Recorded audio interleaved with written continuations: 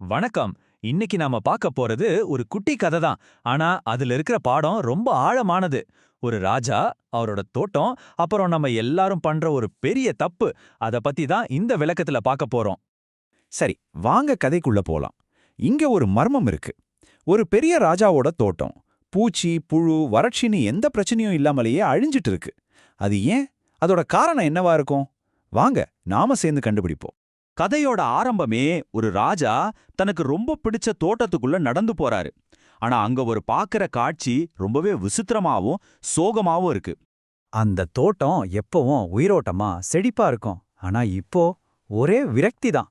அவர் ஆசையா வளர்த்த மரங்கள், செடிகள், கொடிகள் எல்லாமே வாடி வதங்கி சாகுற நிலைமையில இருக்கு. ராஜாவுக்கு ஒண்ணுமே புரியல. அதனால நேரா அந்த செடிகள் கிட்டயே போய் என்னாச்சுன்னு கேக்குறாரு. ஆனா அவருக்கு கிடைச்ச பதில் ஒரு சோகமான பல்லவி மாதிரி திரும்ப திரும்ப ஒரே மாதிரியா இருந்துச்சு. முதல்ல கம்பீரமா நிக்கிற ஓக் மரம் கிட்ட போறாரு. ஏன் வாடி போயிருக்கன்னு கேக்குறாரு. அதுக்கு அந்த ஓக் மரம் சொல்லுது, நான் அந்த பைன் மரம் மாதிரி உயரமா இல்லையேன்னு. சரி, அந்த பைன் மரம் கிட்ட போய் கேட்கலான்னு போனா அதுவும் சோகமா இருக்கு. அதோட காரணம் என்ன தெரியுவா? என்னால அந்த திராட்சை கொடி மாதிரி பழம் கொடுக்க முடியலையேன்னு வருத்தப்படுது. இதே தான் தொடருது. திராட்சை கொடிகிட்ட போனா அது ரோஜா மாதிரி என்னால பூக்க முடியலேன்னு சொல்லுது. பாத்தீங்களா?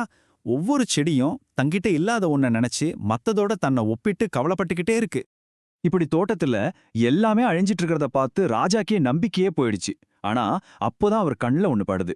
இந்த சோகமான சூழ்நிலைக்கு சம்பந்தமே இல்லாத ஒரு விஷயம். தோட்டத்தோட ஒரு மூலையில ஒரே ஒரு குட்டி செடி மட்டும் ரொம்ப சந்தோஷமா, செழிப்பா, கண்ண பறிக்கிற பூக்களோட பூத்து குலுங்கிட்டு இருந்துச்சு. சுத்தி நடக்கிற எந்த சோகமும் அதை பாதிக்கவே இல்ல. ராஜாவுக்கு ஒரே ஆச்சரியம். நேரா அந்த செடிகிட்ட போய் கேக்குறாரு, எல்லாரும் வாடி வதங்கி போயிருக்கும்போது நீ மட்டும் எப்படி இவ்வளவு உயிர் போட சந்தோஷமா இருக்க? அதோட ரகசியம் என்ன? அந்த பூ சொன்ன பதில் தான் இந்த கதையோட மையமே. அது சொல்லுச்சு, ராஜா என்ன நடும்போது நான் ஒரு ஓக் மரமா இருக்கணும்னு பைன் மரமா இருக்கணும்னு நினைக்கல. அவர் என்ன ஒரு பூவா இருக்கணும்னு தான் நினைச்சாரு. அதனால நான் நானா இருக்க முயற்சி பண்றேன். என்னால முடிஞ்ச சிறந்த பூவா இருக்க பாக்குறேன். அந்த பூ சொன்ன இந்த சின்ன பதில கேட்டதும் ராஜாவுக்கு பொலேர்னு ஒரு உண்மை புரியுது. இது வெறும் தோட்டத்தை பத்தினது இல்ல, இதை விட முக்கியமா மக்களை பத்தின ஒரு பெரிய உண்மை. ராஜா தெளிவா புரிஞ்சுக்கிட்டாரு. இந்த எல்லா சோகத்துக்கும் மூல காரணம் என்னன்னா, நாமளா இல்லாம அடுத்தவங்க மாதிரி இருக்கணும்னு ஆசைப்படுறது தான். இதுக்கு ஒரே தீர்வு நாம யாருன்னு நாமளே ஏத்துக்கிறது தான். இந்த பாடம் தனக்கு மட்டும் தெரிஞ்சா போதாது, இது ரொம்ப முக்கியமான ஒண்ணுன்னு ராஜாவுக்கு தோணுச்சு. அதனால இந்த கதையை தன்னோட நாட்டு மக்கள் எல்லார்கிட்டையும் கொண்டு சேர்க்கணும்னு முடிவு பண்றாரு. அப்படி மக்கள்கிட்ட சொல்லும்போது இந்த ஒப்பிடுறதுங்கிற பழக்கம் எவ்வளவு மோசமான ஒரு பாதைன்னு விளக்குறாரு.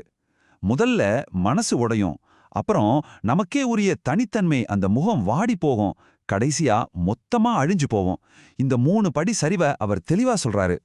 கடைசியா இது நம்மள ஒரு முக்கியமான கேள்வி கேட்க வைக்குது. அந்த பூ நல்லா செழிப்பா இருந்துச்சு, ஏன்னா அது என்னவா இருக்கணும்னு அதுக்கு தெரிஞ்சிருந்தது. ஆனா இந்த உவமை நம்மகிட்ட கேட்கிற கேள்வி என்னன்னா, நாம யாரு? நம்மளோட உண்மையான இயல்பு என்னன்னு நமக்கு தெரியுமா?